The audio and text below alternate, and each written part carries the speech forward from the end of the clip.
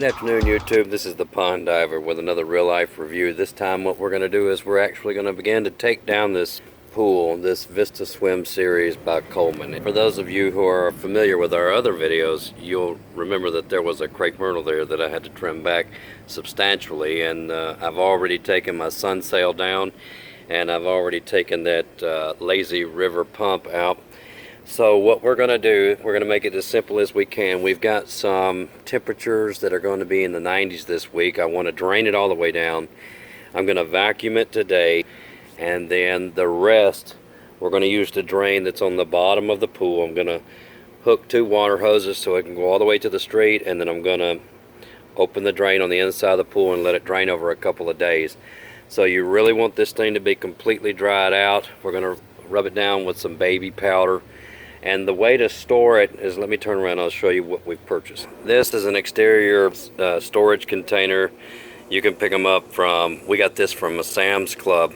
It has a fairly large capacity. I have the floats in right now, but you'll be able to get all of the legs and the pool liner itself. It's waterproof. I mean, it's a fairly good deal. I went ahead and put it on top of a little deck so critters and that whatnot wouldn't be able to get underneath it. We're going to go ahead and vacuum, start letting the water drain. I think out of a water hose it will probably take maybe most of the night in order to get the water drained. So it's been a wonderful summer. I appreciate all the views so far. Let's get this thing going. Alright, it's been about an hour, and the way that I have drained so far is I used the device that came with the pool.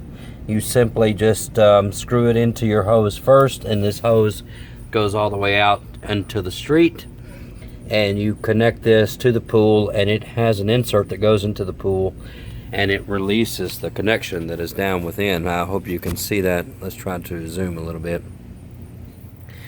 So in about an hour's time, you can see that I've drained about a foot out of the pool. I expect by the morning time that the majority of the water will be gone. However, if you look at the placement of where the drain is, there will still be about 6 inches of water remaining in the pool. In the morning, I will determine how we're going to drain the rest of the water. I haven't got that far yet. Stay tuned and we'll figure something out. So here you can see about 14 hours later, we still have a considerable amount to go. Hopefully you can see where that valve is. It goes into the water hose. So it's draining consistently. Now I could expedite the process and help speed up draining by using that pump, but I decided against it. It's just, we're going to let it come down on its own.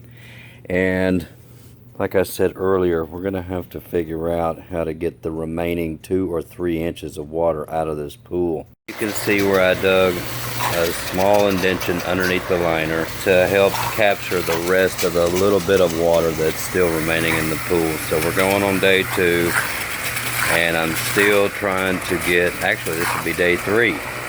Yeah, this is day 3, and I'm still trying to get the water out. So something to think about when you go to take it down.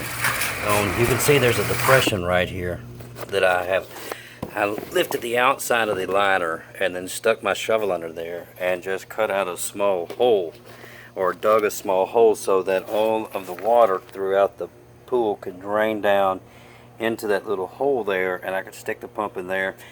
Now the pump wouldn't pull it all up. I did have to use a towel to more or less soak up the water and then wring it out, and soak it up and wring it out, and so on and so forth. But I want to show you something I want you to keep in mind as you're going through. I used a blower all the way around the pool, and I blew it till it was completely dry. Now I am going to let it sun dry for a little bit, but as I went through with my blower, there's this little edge where the wall liner meets the bottom liner. You need to make sure that you take something and get the water out from around the edge where those 2 parts meet. And there's also a little debris in there that you've got to pull out, you know, and a best way to do it was just to use a blower. Now, I have an electric blower, so I could use it as long as I wanted to, and it's fairly easy to use. What I'm going to do is I'm going to let it cook out here in the sun for maybe an hour or so, just to get off any residual moisture.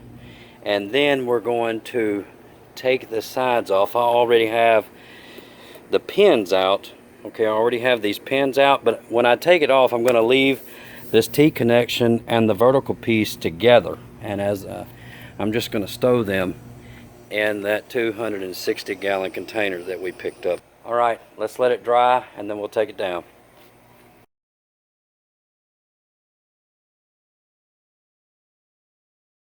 So here we are. I got the top of it completely cleaned out. I rolled the bottom over. The bottom of it was obviously wet. I mean, it was wet because water came in between the tarp and the pool itself.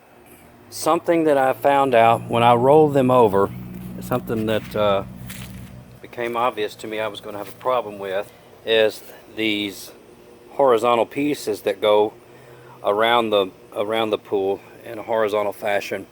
Some of them actually will not come out, they won't release. The liner has more or less glued itself to this piece of aluminum. Well, they call it a steel series, but I still think it's aluminum. The next step I'm going to do while it's out is I'm going to put a little baby powder on it.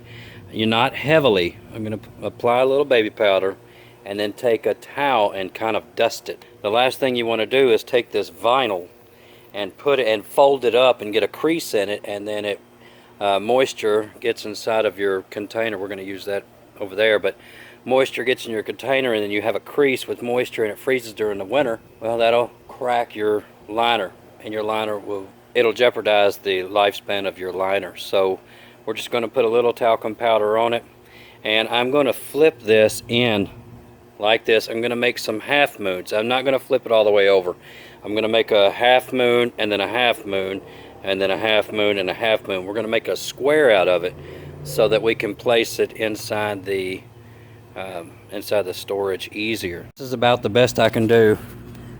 Two of these horizontal pieces have actually glued themselves in. I cannot remove them, but it's not a showstopper. I think weight and heat over this summer caused the reaction between the liner and the brace. What I'm going to do now, it looks kind of like a mummy, but remember, you can't roll this one because it has the windows, and I don't want to compromise the integrity of the windows, so I leave plenty of room. It's still fairly large. Everything fits in the 260 just fine. You'll see this is my sun sail.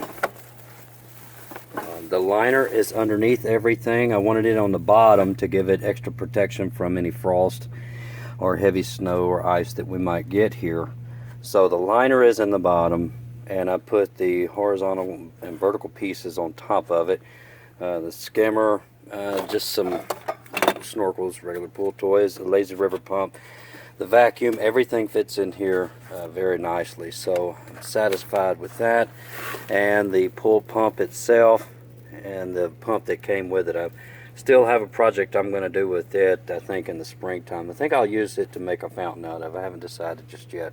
Anyway, this is it in a nutshell, and it stores up real nice and neat. Couldn't be more happy. I look forward to getting this thing back out in the springtime. If you have any questions, comments, or anything you'd like to input to the video, please let me know. Subscribe if you haven't done it already. Turn that bell on for more videos from the pond dive. Until then, it's been a great summer. Thank you so much for all the views. We'll see you later.